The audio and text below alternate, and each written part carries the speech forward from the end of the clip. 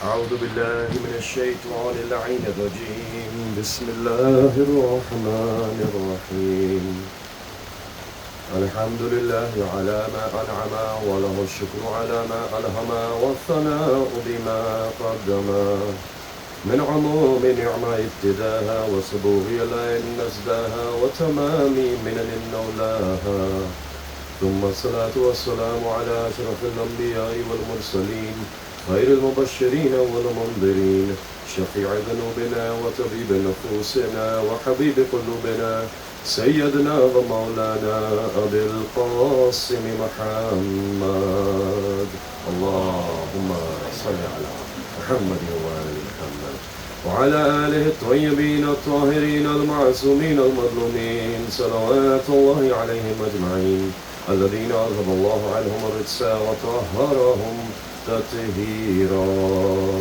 اللهم صل على محمد وآل محمد ولعنة الله على أعدائهم أجمعين أما بعد بسم الله الرحمن الرحيم.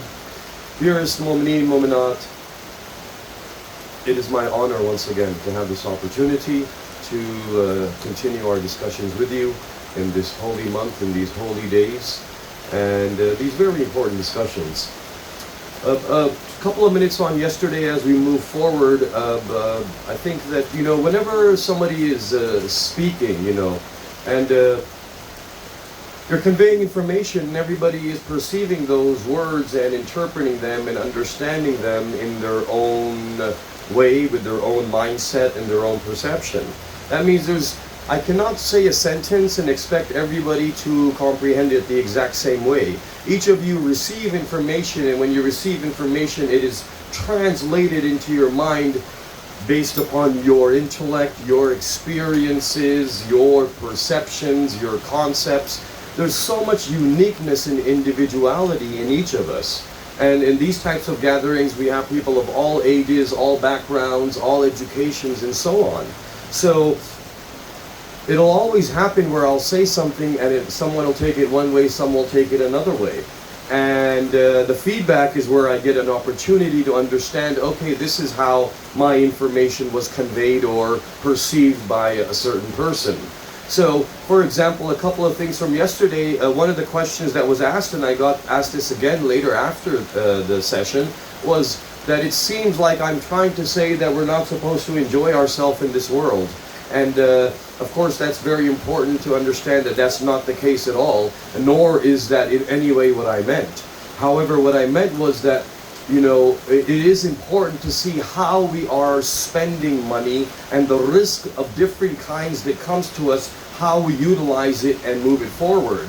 So you have health, alhamdulillah, you have wealth, you have time, you have energy. Each of these becomes something that you can give to help other people. As far as enjoying ourselves is concerned, as long as we're aware of what is halal and what is haram, we are enjoying ourselves. One thing to say about enjoyment is, though, I think on a side note, and maybe it'll relate to our topic a little bit today, as we get into the human persona as well when we talk about AI, is that what is enjoyment really? And what is boredom really? And is it a chemical thing or is it a metaphysical thing?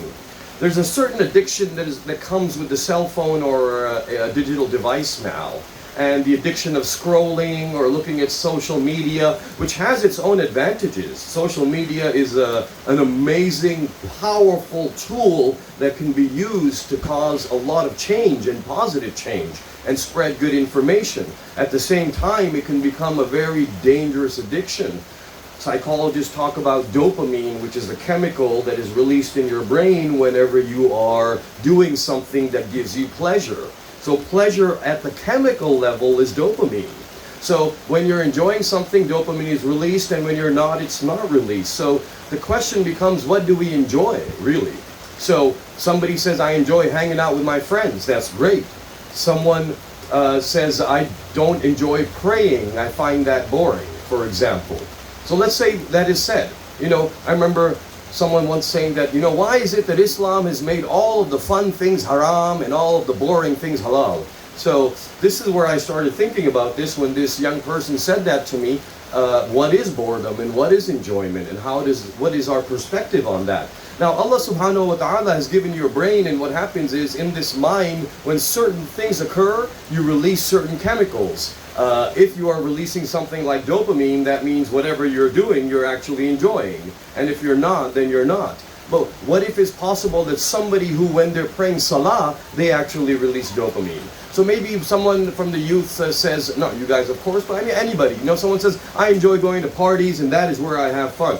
And someone, is it possible that that environment which incites or stimulates chemical response to your pleasure centers, giving you euphoria, which is our name for pleasure, is it possible that Allah could create a system where you feel that same euphoria, but not in something that was sinful, but rather in something that was unsinful? In prayer, for example, is it possible that someone who goes and does something that they really have fun in, and they're releasing their chemicals and their synapses in the euphoric center are stimulated and they're having a good time, can someone else have that same pleasure through sajda, through salah, through recitation of the Quran, through gaining knowledge? So really it's a question of cause and effect.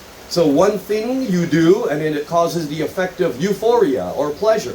And there's another thing you can do that might also do that. So the question becomes, what is actually causing pleasure, and why is Allah, in His infinite wisdom, decided that these temptations will also be euphoria, but there's also a spiritual euphoria, which is not chemical, which is above dopamine, which is above the chemical euphoric centers of your brain. So really, joy, pleasure, and boredom now, they become a state of mind, and so someone said, I was talking to some young ones, they said, yeah, but some things are boring. And I said, what's boring? They said, watching paint dry is boring.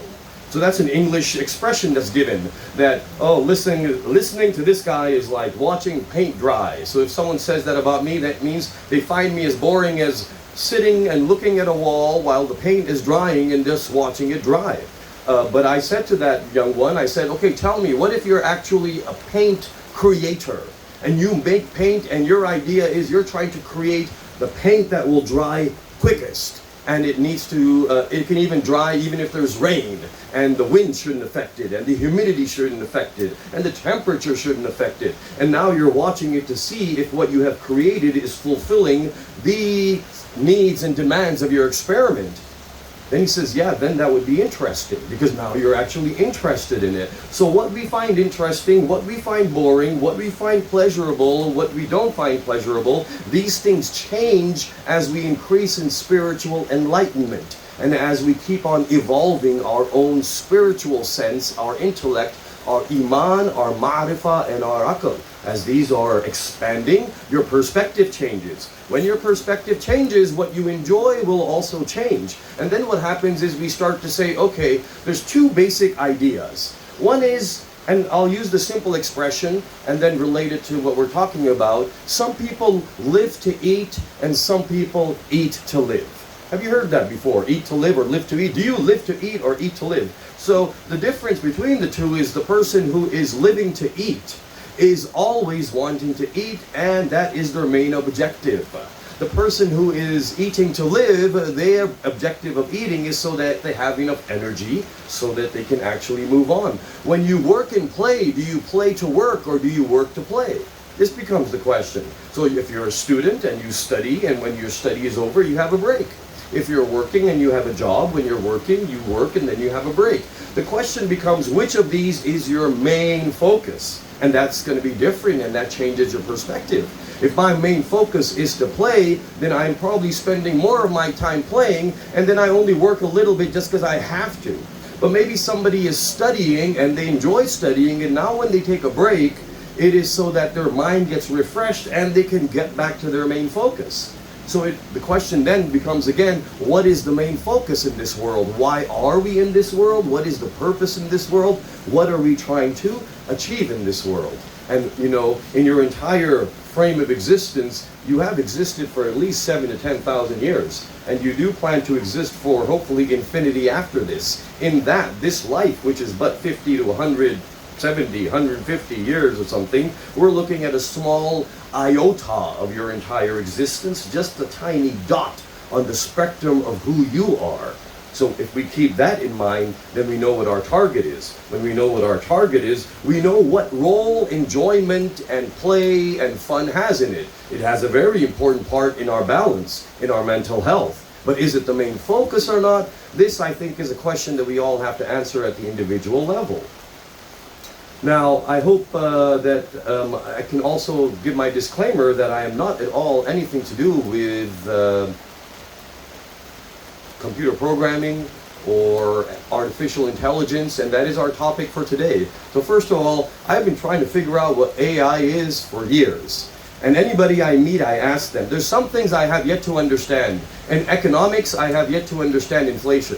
Everybody, economist I meet, I say, okay, so explain inflation to me. I understand inflammation, because that's part of biology, but I don't understand inflation.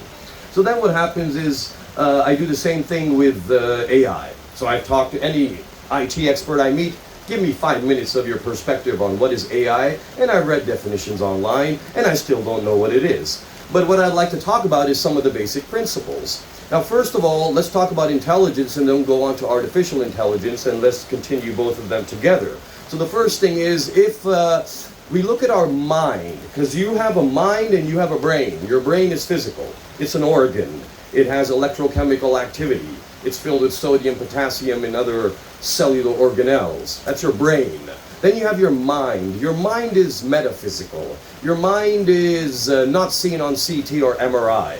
But your mind is made of two basic components, or two things that are often roaming around in your mind, we can say, are thoughts and emotions. Thoughts and emotions. Now, I want to focus on these two a little bit because AI doesn't cover these. AI doesn't have thoughts. AI doesn't have emotions. AI is very useful in itself. The programming of it, the aspect of it, it's going to change the world, absolutely. And it's inevitably becoming a part of our life, whether we want it or not. It is going to be there. It's the future. The question is understanding what the limitations of AI are and not letting it rule you. Use it as a tool in your life, but do not let it make all your decisions for you, because at the end of the day, AI is artificial. This was called a smartphone. But now that we look at AI, this phone doesn't seem so smart. In fact, it seems kind of dumb. The initial smartphones, which were like your flip ones, and the BlackBerry was so cool back in the day, those things were also called smartphones. But now that you look at them, they don't seem very smart. So a couple of things about our brain, then a couple of things about computing, then a couple of things about AI itself. So when you are thoughts and emotions, those are very important parts of you. In other words, your mind is going to be filled with thought. Thought is usually in the form of a word or a picture. Emotions are different. So thoughts, might be what you're planning to do. Thoughts are your analysis. Thoughts are your summary. Thoughts are your comprehension. Thoughts are your planning. Thoughts are your problem solving. All of these in psychiatry or neurology are put under cognitive function. Cognitive.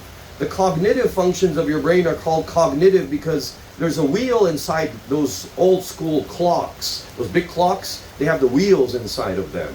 And those wheels have little spikes that stick out, so when one wheel turns, it turns another wheel. And those wheels are called cog wheels. So the idea was that in the brain, they thought there were little wheels turning, and that is what caused you to think, so they called it cognition. C-O-G, cognition. So cognition is planning, summarizing, absorbing information, assimilating information, problem solving, memory. These are your cognitive thoughts. And then you also have emotions. Emotions, are happiness, sadness, fear, hopefulness, hopelessness, anxiety, so on. So many emotions. Even pain is an emotion. And the thing with emotions is that we cannot detect them, you cannot prove them. Just like pain itself. You cannot prove that another person is having pain. If I am having pain, I cannot prove it to you. You might see the pain centers in the brain light up, but that does not prove the emotion of pain. So important thing to do is to compare ourselves to computer programming and to realize that we are thoughts and emotions that are not found in computer programming. Now, the other part of you, of your nervous system, besides your mind, is your unconscious reflexes. Unconscious reflexes. These are reflexes that happen automatically. That means that you are not trained in them, you don't think about them. An example of a reflex is the doctor hits your knee with a hammer. They don't hit your knee exactly, they hit a tendon on your knee, and then your knee extends and you kick your foot out. That's called a reflex. That is testing your nervous system. If you shine a light into my eyeball, then my pupil will become smaller. And this is also a nervous system reflex. Babies have reflexes as well. So in all these reflexes, there's a certain nervous system programming that causes this reflex to occur. Reflexes are not learned. They are inborn. We are born with them. Whenever you learn something new, that information is stored in your intellect, but it is represented by a synaptic connection in your brain, which basically means that your two neurons, they actually grow a connection and they touch. And this is called a synapse, the connection between the brain.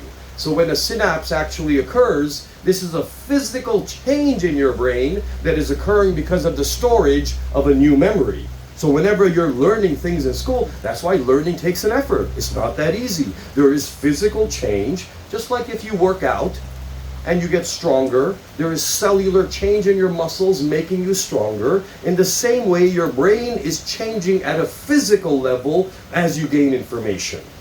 But there's no limit to how much information will come in your brain. Well, the limit is 1 trillion to the power of 1 trillion. Because if you have 1 trillion neurons in your brain, each neuron can form a synapse with each neuron. So that becomes 1 trillion to the power of 1 trillion potential synapses in your brain to store information.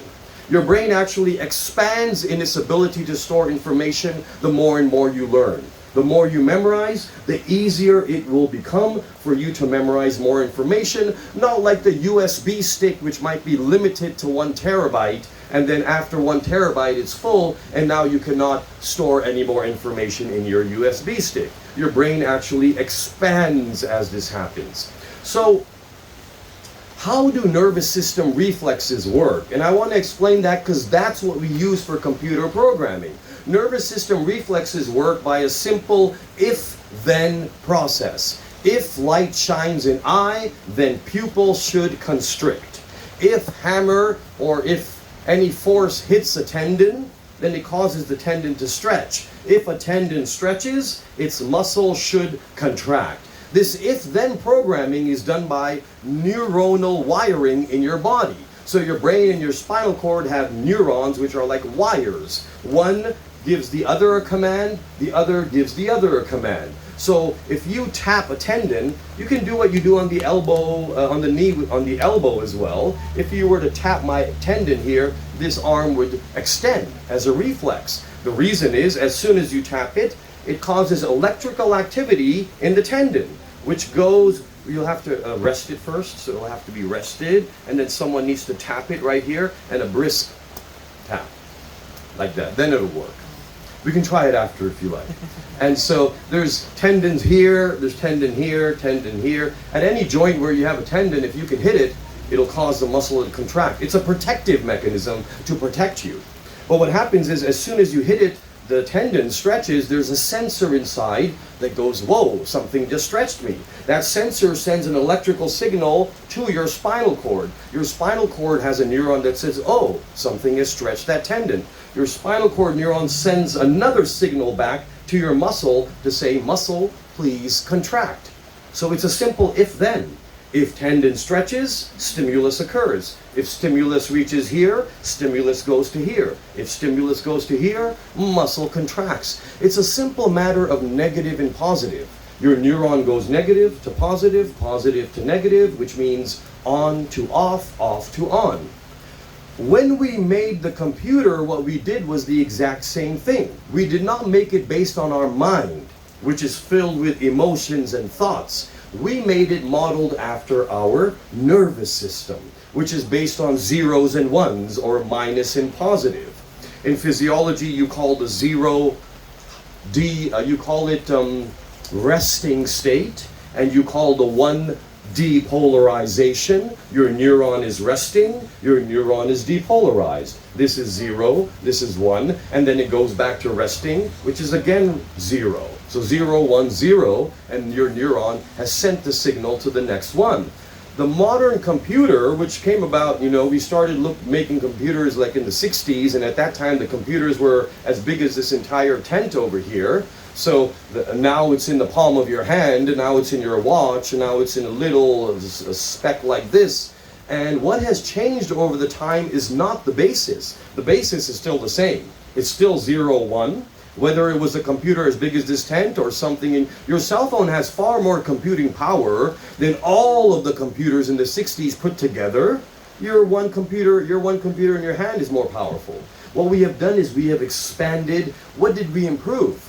We improved the material that we use inside, the silicon chips. We improved the way the information passes. So we improved the cables, the copper wiring to fiber optics, to our 3G, 4G, 5G. We improved the transmission of information and the speed of processing, the speed and the kilobytes. I mean, what is 16 kilo? I don't think my children or the young ones now even know what kilobytes are. Do they know? Do you guys know what kilobytes are? Have you heard of them? You're the megabyte. No, right? Because you're the megabyte. You know gigabyte? Yeah, you know gigabyte, right? You're the gigabyte generation. You're the terabyte generation.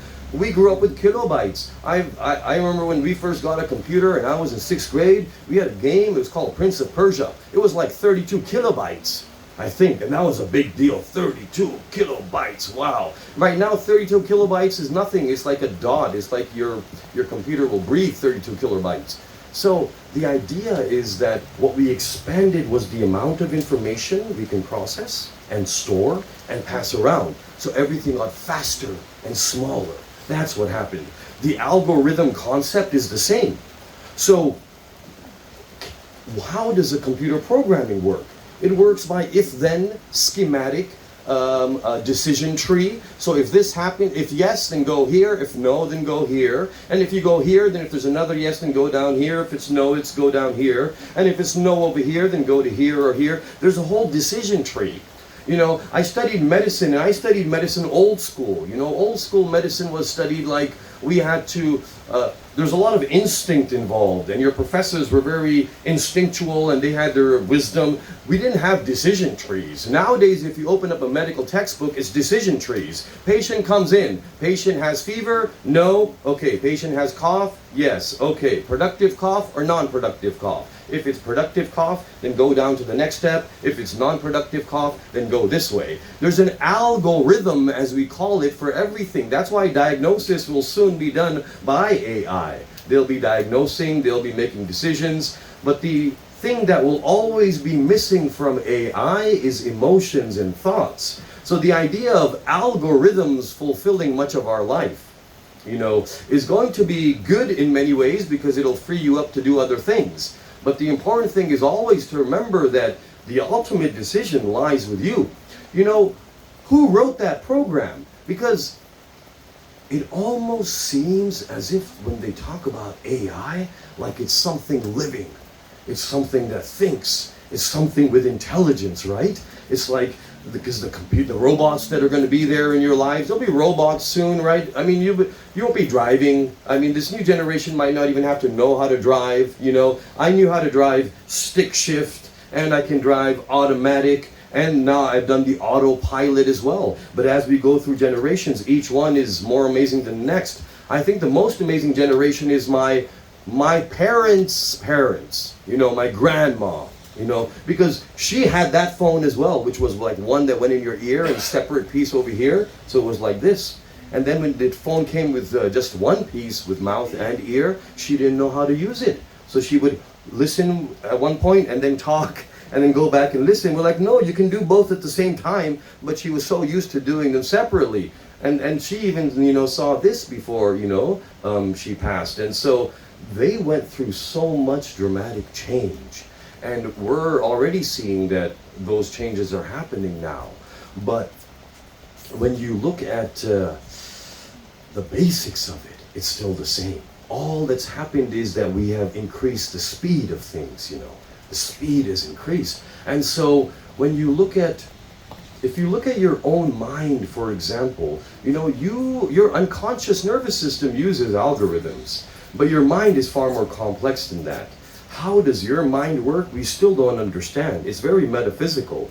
We have been able to create brain chips that are in the brain, that are under our skull, that can monitor everything that's happening inside your brain. Right now we have, a dear cousin of mine at the University of Calgary is one of the first scientists to make he's the first scientist in the world to connect a silicon chip with a snail's nerve cell.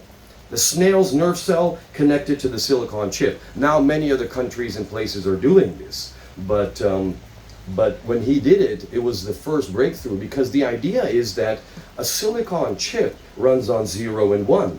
Your neuron runs on 0 and 1. When they connect together, can the on of the silicon chip communicate with the neuron? And can the neuron communicate with the silicon chip? So they can. He proved that they can. And then afterwards, what they did was, now it's far advanced. They took a computer chip and put it into a crab in their lab, and they were controlling the movements of the crab with a remote. And this is 10 years ago from a video he showed me. The crab crawled forward and then fell off the table.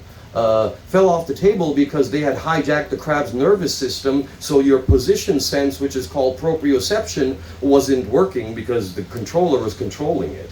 But they were able to move that crab with a remote control. In their lab, there's this helmet that you put on, and there's a drone that's connected to the helmet. And when you think, I want to move right, I want to move left, there's a sequence of neuronal patterns that lights up in your brain, and the drone moves according to your thoughts. Not even controlled by remote now, but controlled by thoughts. You'll be controlling your phone with your thoughts. You'll be turning on, calling who you want. You won't even have to speak. Does that mean we're going to stop speaking? I don't know what's going to happen, because we're regressing. We're getting weaker in some ways as technology advances. We're getting stronger, but we're also getting weaker. The attention span, is getting less and less because of so much screen time now. Your attention span is an amazing ability in your brain that is able to translate words into thoughts. And when you listen to stories and when you read stories, your attention span gets stronger and stronger. But audio-visual input into your brain weakens your attention span.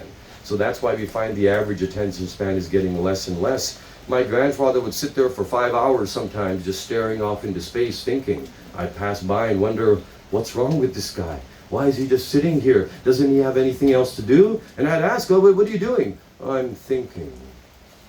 And that's it. Can we do that still? Is that still there?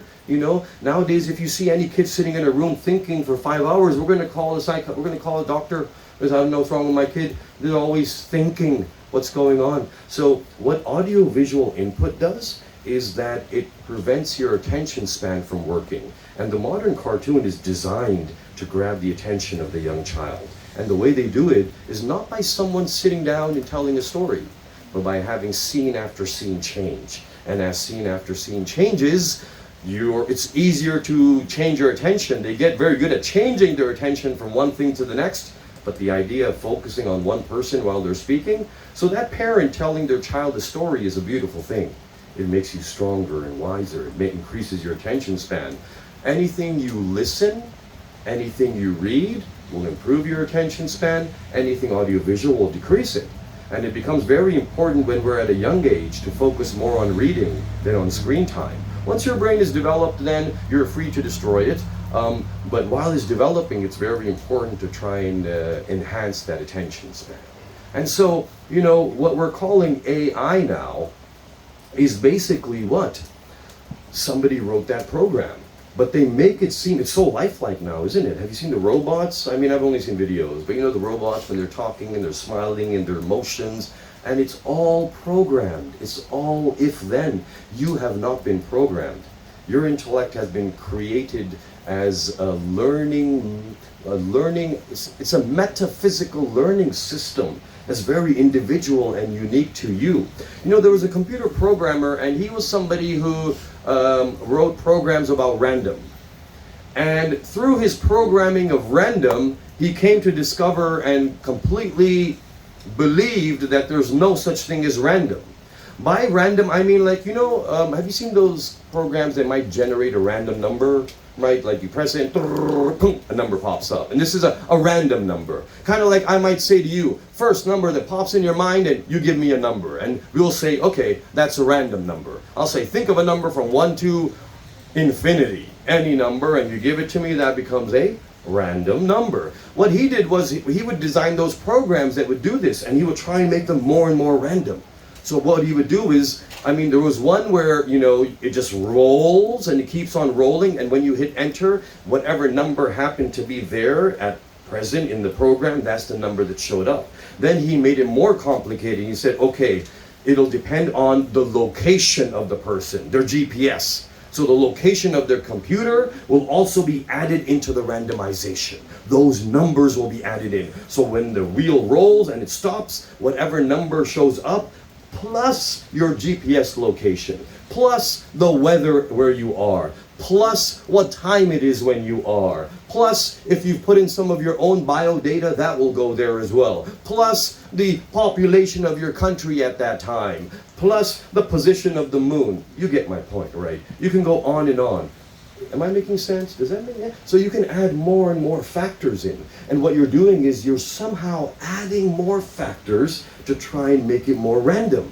But as he did this, he came to realize that no matter how many factors I add in, it's not random. It's a calculation. This led him to Allah. This leads him to God, because he says that the idea that I, with all this effort, cannot do something random, I believe there's no such thing as random. The example is for, somebody tosses a coin in the air, heads or tails. That's pretty random. That's how we choose who's going to play first in basketball or football or something. Let's toss a coin, heads or tails. But is that really random? If I know the force with which I throw up the coin, if I know how many times it's going to revolve in the air and come down, if I know the effect of gravity and wind and humidity upon it, the effect of air resistance upon it, the material of the coin. The more knowledge I have, the more likely I can calculate whether it will land as heads or tails. So the point being that really, I personally don't believe random exists. I have not found any evidence for it. And this computer programmer is saying that, random, no matter how many times I program it, it's never random because I've programmed it. So the idea of AI is the same thing. It is programming that is determined by someone who wrote the program. The difference is that now, because we have a lot more computation, processing speed, and information storing ability, capacity, what we've been able to do is we can add in more algorithms, more decision trees, and even add in what they call learning. The idea that AI learns, the idea that this computer taught this computer another language. Maybe Alexa will teach Siri how to destroy humanity, and so it becomes the evil villain in the future, doesn't it? The idea is what they are how is even their learning is programmed. But because they're able to scan the entire internet in microseconds now so quickly, Google does it. Right? So you're able to scan everything, and you're able to retract information, incorporate that information, and that's what we're calling learning. But at the end, it's still all just programming. So that means that it's an excellent utility for us. It is something for us to use to our advantage. But always remember that we need to use our tools and not become a tool. That means that you are the master, and that is the tool. And don't let it make decisions for you. Your emotions and your thoughts are far more powerful than any kind of algorithmic programming. And what you are being tested on is your emotions and your thoughts. So always keep that in mind, as that makes you far superior to anything that will be written as a computer program. Because the one who wants to not believe in creation will say that your brain is a result of zeros and ones, and all your emotions are also fake, they're chemical, and so it's the chemicals that cause them. But the creationist will say, no, it is your emotions that cause the chemical release. The idea is that when you feel a certain way, that's what causes your brain to react in that way. So you become the ultimate controller. And as you are controlling yourself and controlling AI, you keep in mind that, your thoughts and emotions are interrelated. Do you have a thought because of your emotion, or do you have an emotion because of your thought? So having an emotion because of your thought is like you think, uh-oh, I have an exam and I haven't studied for it. That's a thought. The emotion that comes with it is fear. So your thought caused your fear. But also when we're scared, it can affect the rest of our thoughts as well. It can lower our confidence, it can lower our hopefulness, or other positive thoughts.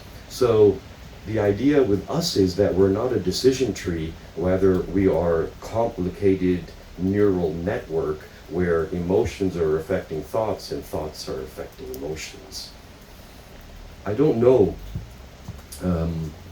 how much of that made sense and what came across or not, but of course your feedback is always where I get to find out. For me, it's always a mystery because I'm just speaking. Your faces, you're so polite and courteous, and you always pay attention, and I'm so grateful for that. But behind that mask, what's really going on, that's you'll find out when I get scanned, so to speak. And so, but thank you, it's been such an honor with this community, and I'm grateful to Allah subhanahu wa ta'ala for this opportunity to meet all of you. And perhaps we can talk about someone today who is an emblem of loyalty and love. I think he's the main inspiration for anybody who wants to be a follower and lover of their Imam, because although he is Imam Hussein's brother, we see his loyalty and we see his sacrifice as an ideal for everybody. And he is so loyal and so brave and so courageous that, when your qualities become an embodiment of yourself, they go from your qualities into the self. They go from a manifestation into the internal, and you start to embody that. And the love that is found for, Abu al-Fadl alayhi salam is so incredible. And the love between him and the daughter of Hussein, his niece, is one of the hallmarks of Karbala, I think, and the way we see the story unfolding. And when it's the 10th of Muharram, we see that the little children are very thirsty now, and they have not had water for 3 days and 3 nights. And Abu Fadl is the one who arranged for water for the entire caravan when they left Medina. And of course they gave water along the way because they were generous souls, and we see that when Hur's army comes, 4,000 soldiers, and Abu Fadl, by the order of Imam Hussein, is giving them and their animals water as well. Them and their animals. The Ahlul Bayt, when they were imprisoned and taken from Karbala to Kufa and Kufa to Sham, it is said that Shimr, the accursed one, would give water to all the soldiers of Yazid's army and then their animals. And then if there was some left over, sometimes to the Ahlul Bayt and sometimes not. Not even before the animals did they get water. And here we see that at one point, Sayyida Ruqayya, she, how old, 4, 5? She goes to her uncle and says that, dear uncle, Ali al-Asghar is in the tent and he is dying of thirst. When Ali al-Asghar is, it was described as like a fish out of water, because when someone is dying of thirst, the lips become parched and they stick together, but then they open and they close again as breathing becomes difficult. And so Ruqayya, she goes to her uncle and she says, oh uncle, there's no water left in the tents. Is there anything you can do? And he says that I will try to get water from you, and please come with me. And it is said that, he picks her up, he takes, her water container, the mushk as we call it, and he puts it upon his shoulder. And then he goes to Hussein and he says that the children are asking for water. Can I have permission to go and get water? And Imam Hussein looks at his brother and he knows that he's sending his brother to his martyrdom. This is the brother who Imam Hussein raised, who was a baby in his arms, whom he taught to walk, to talk. He taught everything to this little one. This one was the one who Amir al-Mu'mineen had prayed for and asked for and said that, oh Allah, send me a helper who will help my Hussein in the plains of Karbala. It is said that when Abu Fadl, he gets upon his horse and he's ready to go, it is said that the daughter of Hussein, she is standing by. And she's not alone. There are many children and they're all dying of thirst and each of them is looking. And this man and his bravery and his strength was such that it was not possible for them to even conceive that he would not come back with water. It is said that he looked like Amir al-Mu'mineen and his stature, his strength, his bravery was such that whenever Ruqayya asked for anything, this uncle always fulfilled it. It was not conceivable that this would not happen. And she turned to the children and said, do not worry, my uncle is going to get the water. It is said that she stood with her father as she saw Abu Fadl going upon his horse and she could see the alam he was holding, the banner that was in his hand. She saw the banner, and at one point what happened was the banner disappears from her eyes. She cannot see it anymore. It is said she looks to her father and says, dear father, I do not see the banner of my uncle now. Where has it gone? And he says, do not worry, my dear daughter, for your uncle has reached the river now, and my brother is now bringing water back. My brother will come soon, do not worry. And she is watching as she sees the banner again. She smiles with joy and she says that, yes, I see the banner. He is coming, he is coming. It is said that as he came forward from all sides, they started to attack him. And Umar ibn Sa'd says, do not let the water reach. Do not let the water reach. It is said that they wounded him to such an extent that at one point his right arm is severed. And as his arm is severed, the banner for a little while it dips. And as it dips, again Ruqayya asks her father and she says, I do not see the banner. Where did it go? And at that time he manages to hold up the banner again with his other hand, and then she sees it again and she says, I see he is coming, he is coming. It is said that then the next arm gets severed as well, and somehow this brave lion of Hasan is still able to hold up the banner and he is protecting the water. Hurmula, the accursed one, says when he is captured that I was watching as the brother of Hussein was coming towards the tent. I noticed that wound upon wound was inflicted on him. I noticed that he lost both his arms. I did not see his speed decrease though, for he kept on getting faster and faster as the blood poured out of him. Urmula says, I could not understand what is causing this man to keep on going. And then I realized it was that water. It was the water that was keeping him going. And that is when I commanded everybody to aim their arrows at that water.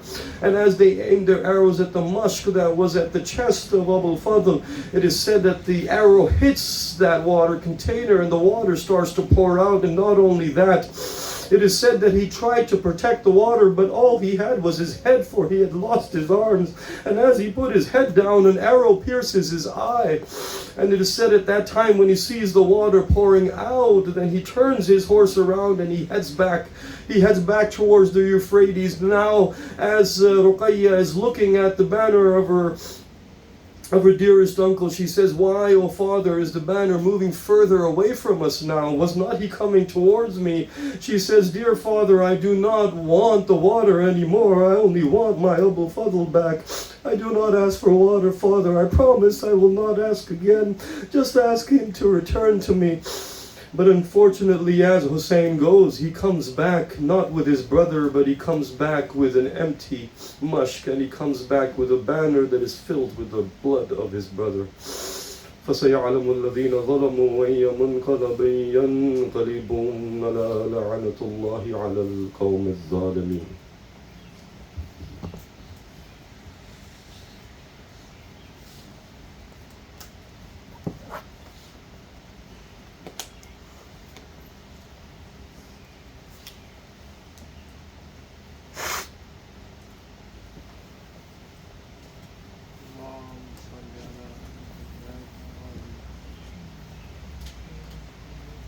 صلوا على محمد وآل محمد.